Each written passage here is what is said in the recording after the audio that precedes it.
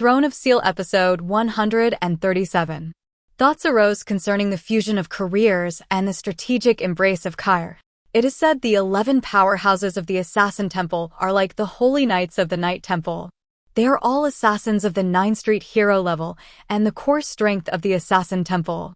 Long Haochen respectfully performed a knight's salute to the heroes and introduced himself as Jingjing 12, the acting Holy Knight commander of the Night Temple.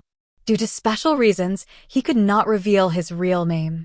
The 11 heroes, including Sheng Yu, returned the salute with the most esteemed and equal Assassin Temple etiquette.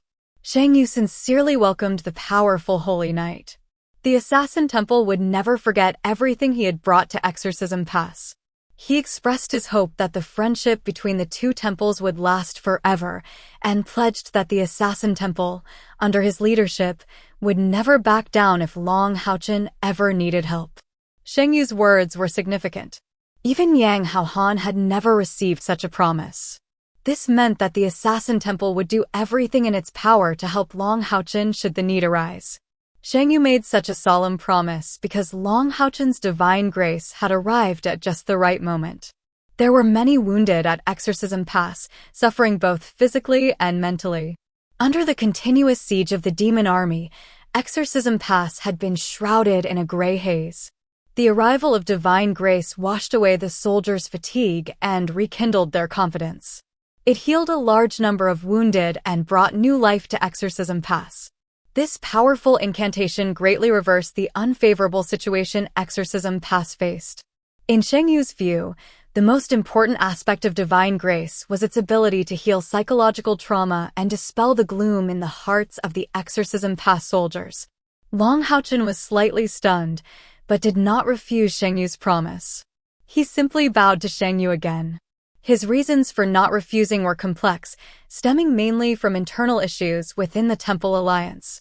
It was understood that if the 6 professions of the 6 temples could be perfectly integrated, with each fortress having an equal distribution of each profession, the power to resist the demons would become much stronger. However, throughout the history of the Temple Alliance, many had tried and failed to promote such a change. This was due to the self-preservationism of the 6 temples. Although the 6 temples were not 6 separate countries, they were, in fact, highly autonomous. The Demon Hunt Squad's attempts had already demonstrated the benefits of career fusion, but the 6 temples still operated independently. After the Holy War began, although occupational ratios were adjusted, the fundamental power still belonged to the respective temples.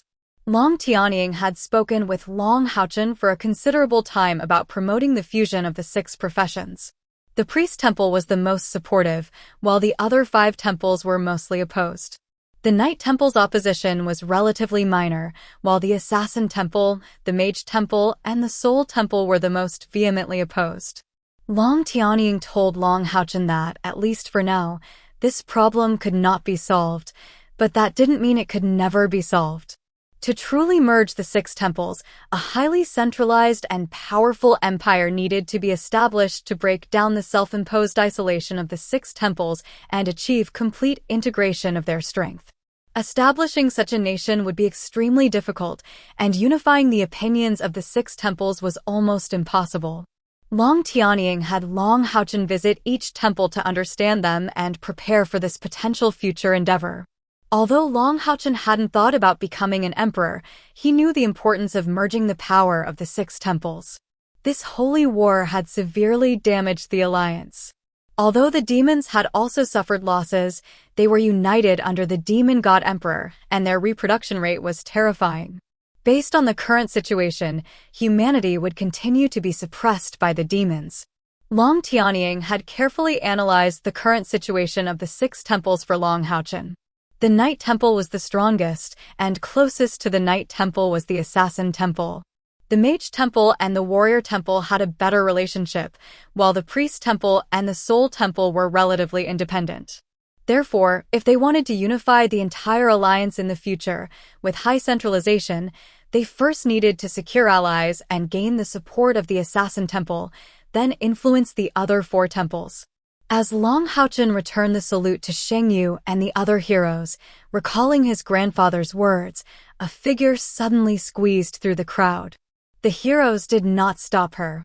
Like a swallow returning to its nest, the figure crashed directly into Long Haochen's arms, giving him a bold hug. Seeing this, all the heroes present were stunned. Sheng Yu was first taken aback, then his expression turned strange. He finally realized who the Night Temple's Holy Knight Commander, who had created this miracle, was. He knew his great-granddaughter too well. Besides Long Haochen, who else could make her so excited that she would throw herself into his arms? Even after losing her memory, his precious great-granddaughter couldn't possibly have fallen for someone else. After Sheng Yu figured out that this Jingjing Knight was Long Haochen, his surprise and shock intensified. He had been wholeheartedly teaching Cai'er. Cai'er hadn't disappointed him, growing at an astonishing rate. Her cultivation had already reached rank 7, level 6. In Sheng Yu's opinion, at this rate of cultivation, Cai'er should have caught up to Long Haochen. He had been quite proud of this. However, the reality was cruel. When Long Haochen appeared before him again, he had already become a punishing knight and, moreover, one with epic-level golden foundation war armor. A punishing knight with war armor. Sheng Yu knew this wasn't bestowed upon him by the Night Temple's higher-ups. The magic he used had already proven everything. Even if that incantation had been cast by secretly using a scroll, without sufficient power, its effects could not have been manifested. Moreover, he had personally heard the entire incantation process. Sheng Yu couldn't help but wonder if Long Haochen had already reached rank 9.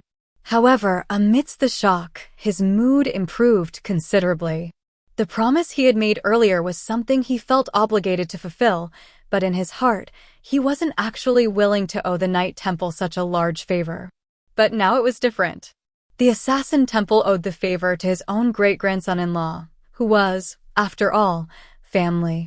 However, the other heroes didn't know what was happening. They all knew Cai'er's identity as the Saintess of Samsara, a once-in-a-millennium talent of the Assassin Temple, and the absolute future successor. Cai'er, the strongest among them, had previously escaped from a demon god with her rank 7 power, proving her strength to these Assassin Temple experts once again. And all along, in the eyes of these heroes, although Cai'er was a junior, her coldness was something no one could approach. This was also considered an essential quality for an assassin. Now, at Exorcism Pass, Cai'er throwing herself into the arms of that knight surprised everyone greatly. The heroes saw Sheng Yu's gratified smile. Although they found it strange, they didn't interfere. Long Haochen, clad in Jingjing armor, held Cai'er with trembling hands. His emotions were unstable, causing the war armor's light to fluctuate. Sheng Yu coughed, reminding them that they were on the wall of Exorcism Pass, in full view of everyone. Sheng Lingxin, on the second floor of Exorcism Pass, was shocked. He never expected that person to be Long Haochen. In his heart, Long Haochen was his son-in-law. He thought a Jingjing armored knight would be at least 50 years old. Cai'er's actions made him worry she had moved on, but he also marveled at the power of this acting Holy Knight commander. Cai'er and Long Haochen didn't separate after Sheng Yu's reminder.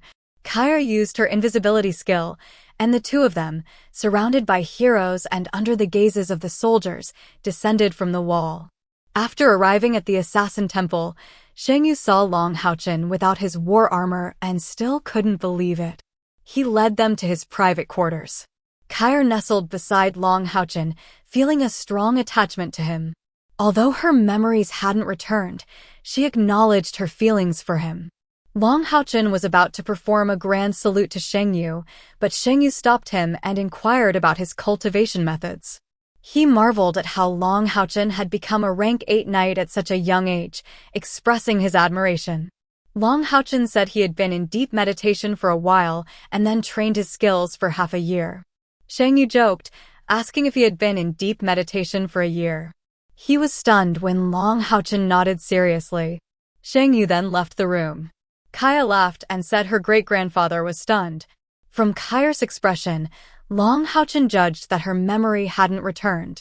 Cai'er sensed his emotional change and apologized. Long Haochen embraced her and said that he was the one who should apologize. Cai'er said she still loved him and didn't want to see him leave again. Long Haochen said he would take her away and rebuild the elite 64th Demon Hunt Squad.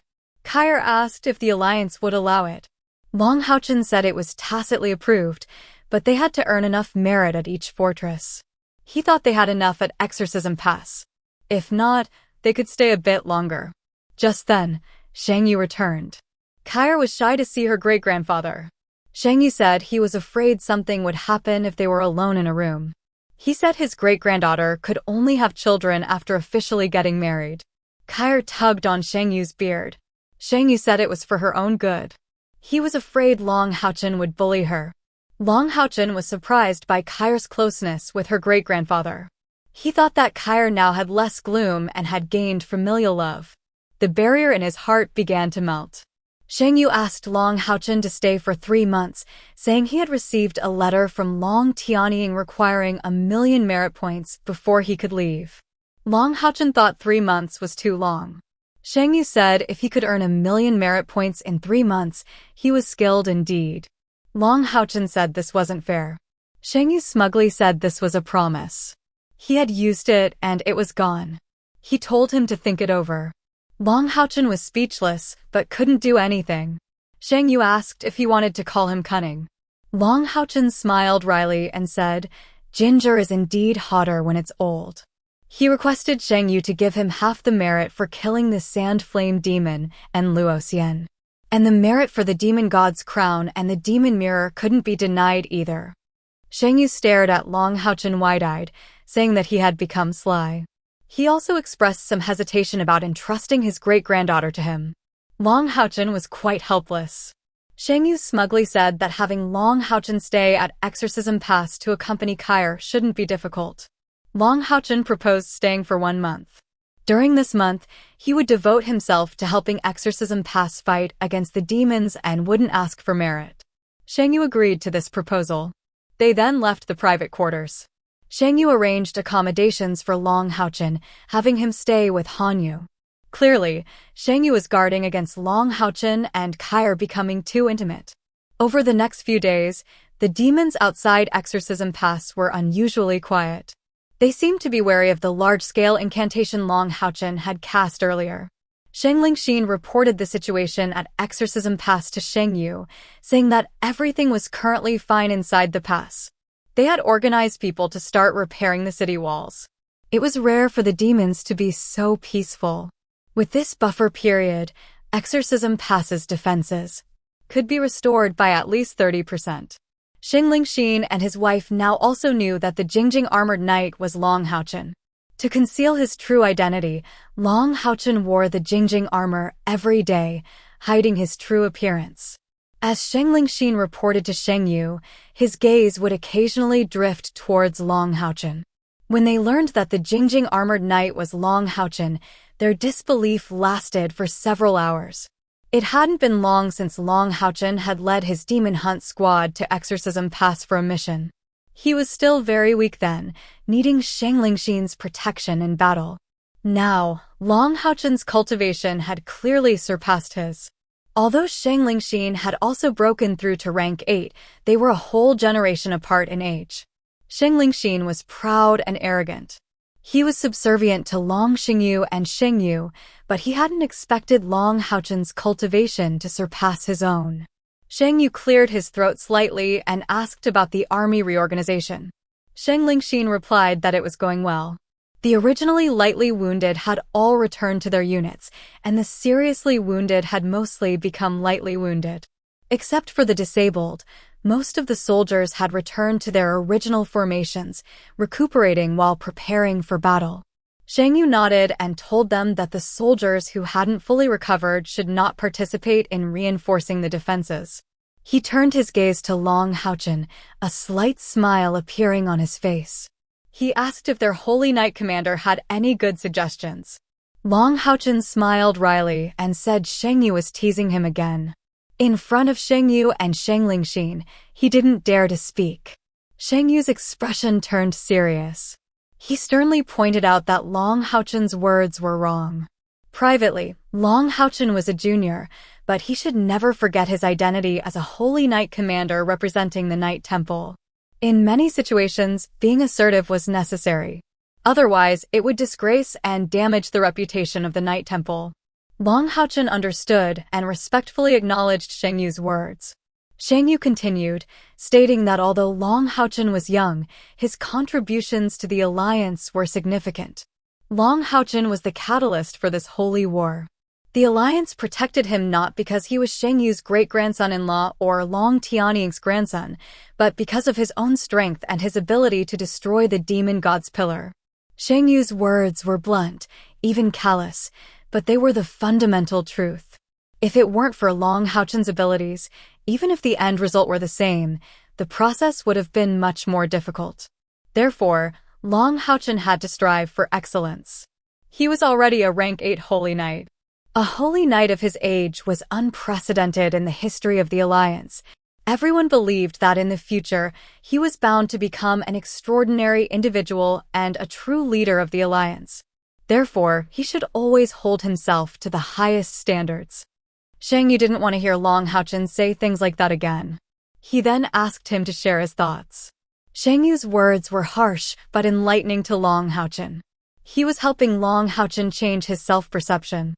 Long Haochen was no longer a lone ranger, but the holy knight commander representing the Knight Temple. He was an important figure in the entire Temple Alliance. After a moment of silence, Long Haochen said he had an idea. He hadn't voiced it because it was somewhat radical. Shang Lingxin's eyes lit up. He asked him to share it. In terms of governance, Shang Lingxin was a representative of the progressive faction within the Assassin Temple. The moment Long Haochen mentioned radical, it immediately piqued his interest. Long Haochen nodded and said he felt Exorcism Pass had suffered heavy losses not only because of the disparity in strength, but most importantly because the Assassin Temple's advantages hadn't been utilized.